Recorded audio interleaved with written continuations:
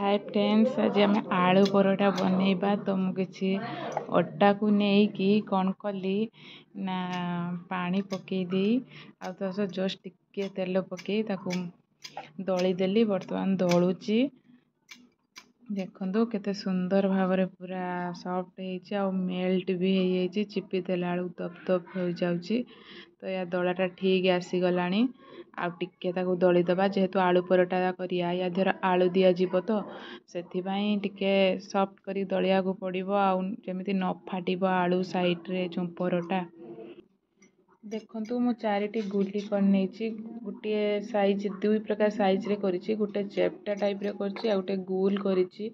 तो आपन जेमिति भल लागिबो आपन सेमिति करिवे। बाकी ए जो हमरो जो दलाटा ठीक हबा दरकार जेमिति साइड रे न फाटिबो। देखंतु केते सुंदर भाव रे सब गुली गुडी को हेई जाइछि। सब गुडी को केते भल लागुछि। तो या परे हमें आलू जो हमरो पेस्ट या दिहर दिया जीवो ताकू आलू आउ बिलाती ताकू पियाज देकी आगु कढ़ई रे भलसे भर्ता करी नबा। तापरे सेकू ठंडा करी आनी ए आलू भितरे देबा माने गुली भितरे देबा देकी ताकू बेलिबा। बेलिला परे कोन होछि देखिबा। एबे आमे आलू भर्ता प्रस्तुति करबा पई मु 2-3 टी आलू नै जाइछि। तो आलू रो ए चुप्पा को छड़े देबी। तापरे ता देहरे लूण हळदी लंका गुंड देई पियाज काटी ताकू कढ़ई रे पकी भर्ता करी नेबी। तापरे से भर्ता को गुली भितरे देई बेलिबी। तो आलू बर्तमान मु चुप्पा छड़ौछि आलू रु।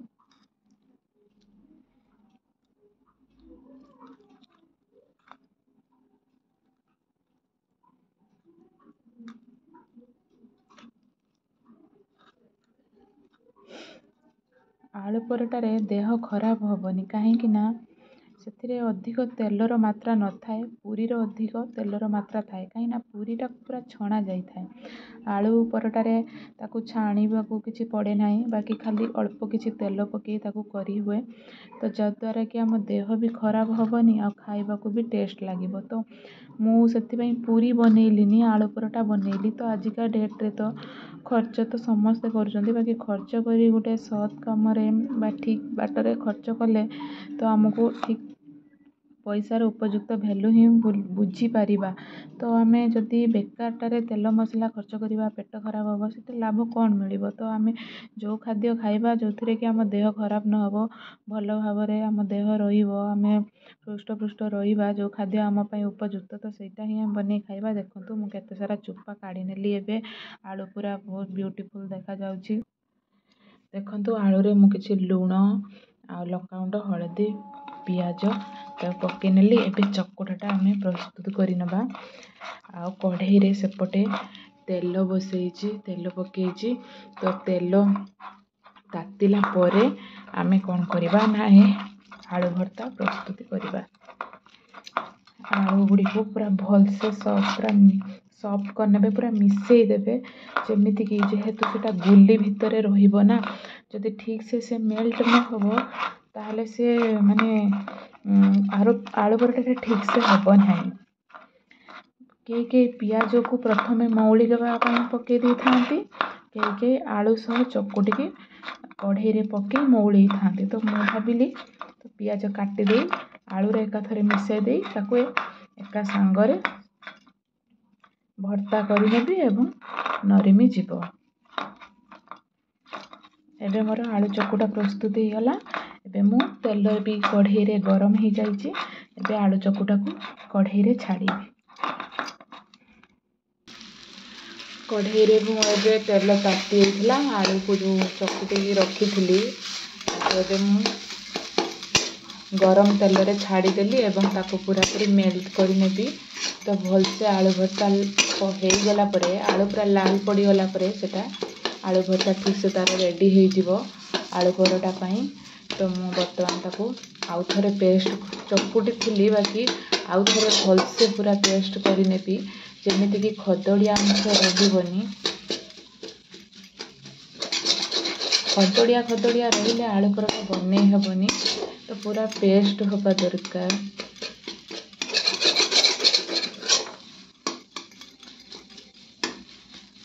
ଆପଣ ଛୋଟ କଢ଼େଇରେ ବନେଇ ପାରିବେ, ବାକି ମୁଁ ଟିକେ ବଡ଼ କଢ଼େଇ ମୋତେ ପସନ୍ଦ। ମୁଁ ବଡ଼ କଢ଼େଇରେ ବନେଇଲେ ମୁଁ ଠିକ୍ ଠାକ୍ ଲାଗେ ବୋଲି ମୁଁ ବଡ଼ କଢ଼େଇରେ ବନାଏ।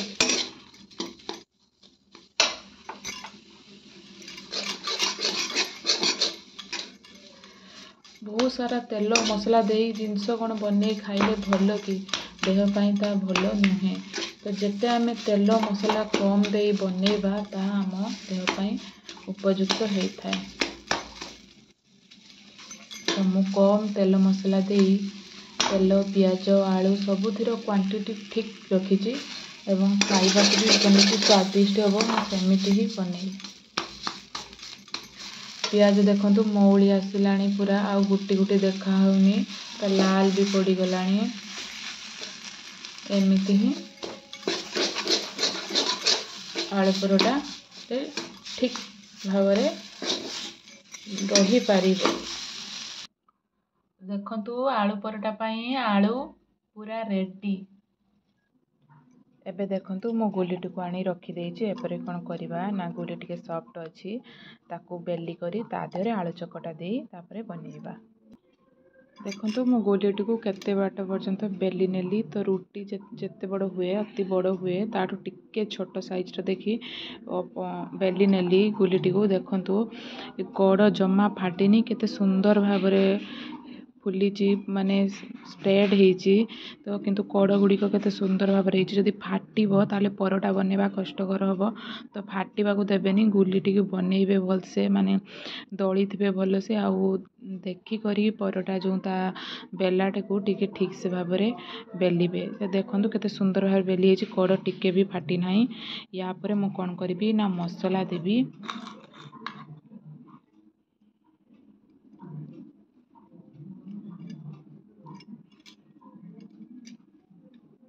ବେଶୀ ବଡ଼ ସାଇଜ୍ର କଲେ କ'ଣ ହେବ ନା, ଅତି ପତଳା ହେଇଯିବ ଆଉ ବେଲିଲା ବେଳେ ଫାଟିଯିବ। ତେଣୁ ଅତି ମୋଟା କରିବେନି କି ଅତି ପତଳା କରିବେନି। ତ ଠିକ୍ ଭାବରେ ବେଲିବେ, ଠିକ୍ ଯେମିତି ଆଳୁ ପରଟାଟା ପରଫେକ୍ଟ ବନିବ।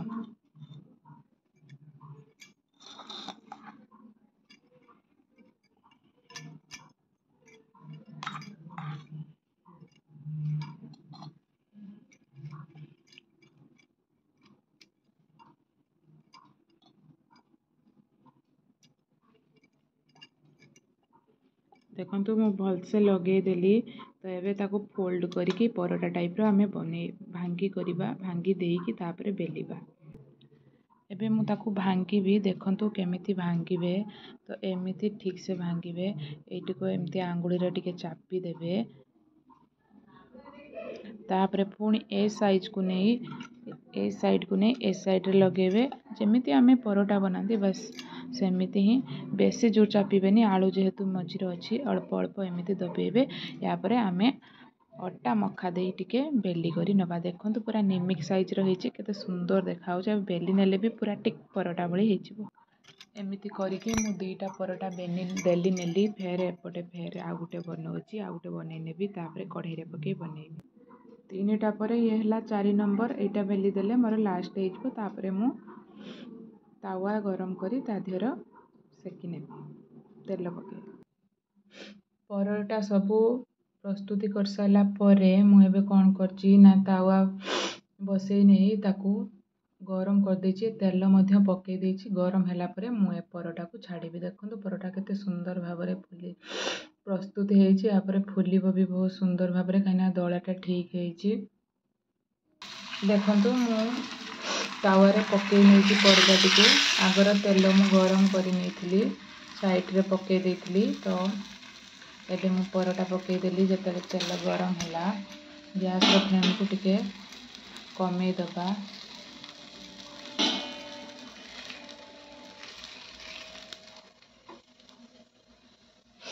ଆସ୍ତେ ଆସ୍ତେ ଦେଖନ୍ତୁ କେରମ ଫୁଲିବାକୁ ଲାଗିଲାଣି। ତ ଗୋଟେ ସାଇଡ଼୍ ହେଇଗଲା ପରେ ଆମେ ଆର ସାଇଡ଼୍ ନଉଟେଇ ନେବା। ଅଧିକ ଜୋରରେ ଗ୍ୟାସ୍ ଜାଳିବେନି, ତ ପୋଡ଼ିଯିବ, କିନ୍ତୁ ହେବ ନାହିଁ। ପୁରା ସିମ୍ କରିନେବେ ଗ୍ୟାସ୍ ଫ୍ଲେମ୍କୁ।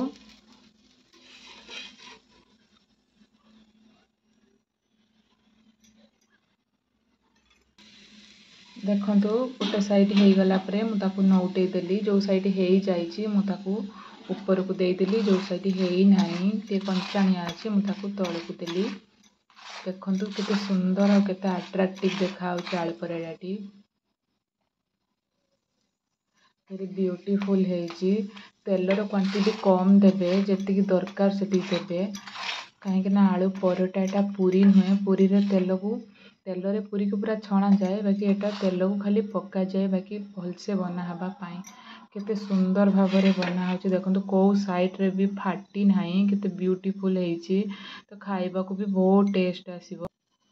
ଏଇ ସାଇଡ଼୍ଟା ଦେଖନ୍ତୁ ଟିକେ କଞ୍ଚାଣିଆ ଅଛି, ଆଉ ଥରେକୁ ମୁଁ ନଉଟେଇ ନେବି, କିଛି ସମୟ ରଖିବି। ଦେଖନ୍ତୁ ଆଳୁ ପରଟାଟି ପ୍ରସ୍ତୁତ ହେଇଛି, କେତେ ସୁନ୍ଦର ଭାବରେ ପୋଡ଼ି ନାହିଁ, ବାକି କେତେ ସୁନ୍ଦର ଭାବରେ ହେଇଛି।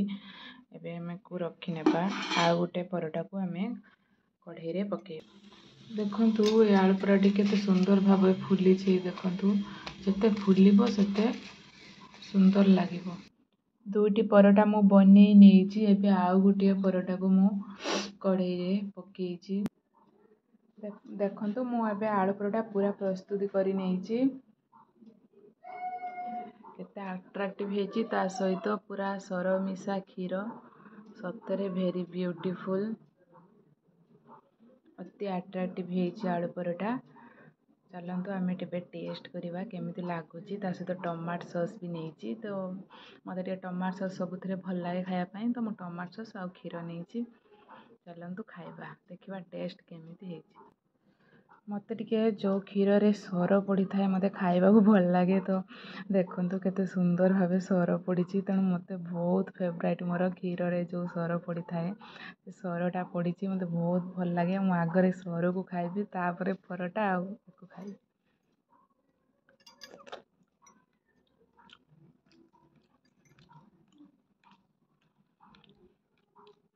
ଦେଖନ୍ତୁ କେତେ ସୁନ୍ଦର ଭାବରେ ସବୁ ଫୁଲିଛି, ପୁରା ଏମିତି ଖୋଲିଲା ବେଳକୁ ଖୋଲି ଯାଉଛି। ତ ଭଲ ଭାବରେ ଫୁଲିଛି, କେଉଁଠି କଞ୍ଚାଣିଆ ରହିନାହିଁ, କାହିଁକି ନା ମୁଁ ତାକୁ ଠିକ୍ସେ ଏପଟ ସେପଟ କରି ନଉଟେଇ ତେଲ ପକେଇ ବନେଇଛି। ଦେଖନ୍ତୁ କଞ୍ଚାଣିଆ ଭାଗ ଜମା ନାହିଁ, ଏମିତି ସତରେ ବହୁତ ସୁନ୍ଦର ହେଇଛି। ଖାଇବା ଦେଖିବା କେମିତି ଲାଗୁଛି। Wow, very beautiful, very beautiful. ଆପଣ ବି ଥରେ ଏମିତି ଖାଲିଟାରେ ଖାଆନ୍ତୁ, ଟମାଟୋ ସସ୍ ଲଗେଇ ଖାଆନ୍ତୁ, କ୍ଷୀର ଲଗେଇ ଖାଆନ୍ତୁ, ବହୁତ ଭଲ ଲାଗିବ। ଆପଣଙ୍କୁ ମୋର ଯଦି ଆଳୁ ପରଟା ବନା ରେସିପିଟି ଭଲ ଲାଗିଛି ତାହେଲେ ମୋ ଚ୍ୟାନେଲ୍କୁ ସବସ୍କ୍ରାଇବ୍ କରିବେ ଫ୍ରେଣ୍ଡସ୍।